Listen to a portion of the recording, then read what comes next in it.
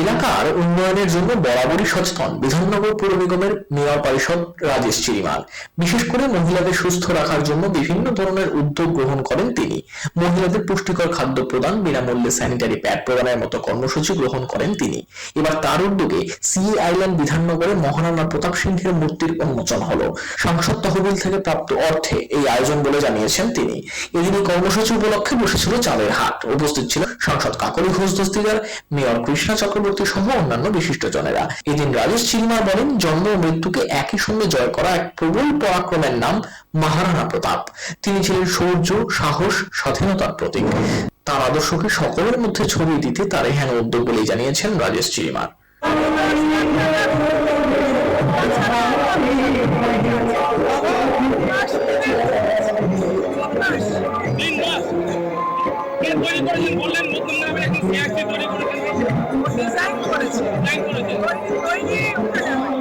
মানুষের আশীর্বাদ তখনই পাওয়া যায় যখন মানুষকে মাথায় রেখে কোনো জনপ্রতিনিধি কাজ করে।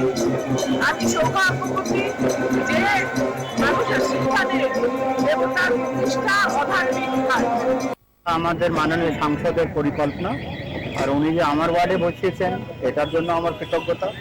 আমি মনে করি মহারানা প্রতাপ ওয়াজ আ ন্যাশনাল হিরো, হি ওয়াজ আ লিজেন্ডারি প্যাট্রিয়ট।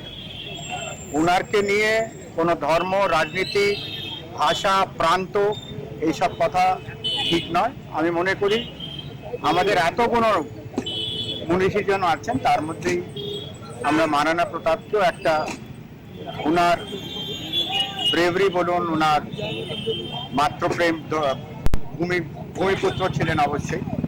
উনি যেভাবে নিজের মাতৃভূমি রক্ষা করেছেন, এই আদর্শে, যেটা আমরা 450 বছর পরেও ভুলে যাইনি, উনার সেই সংঘর্ষটা মাতৃভূমির জন্য, তার জন্য এটা স্থাপনা। এটাতে কোনো, আমি মনে করি না মহারানা প্রতাপ, মহাত্মা গান্ধী, নেতাজি সুভাষ বোস বা আমাদের অন্য যারা আছেন, কোনো এটা প্রাণ বা কোনো ভাষাতে এনারা সীমিত। No no no.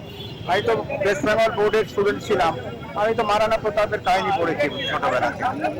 আর এটা লাগানো খুবই দরকার, এক্ষুনি যাতে দেশে চলছে চারদিকে, আমরা যেভাবে প্যাট্রিয়টিজম আর ন্যাশনালিজমের মধ্যে ভাগ করে দিচ্ছি, ট্রু প্যাট্রিয়ট কি হয় তার জন্য এটা আমাদের জন্য এটা স্মরণ করাবে আমাদের সকলকে।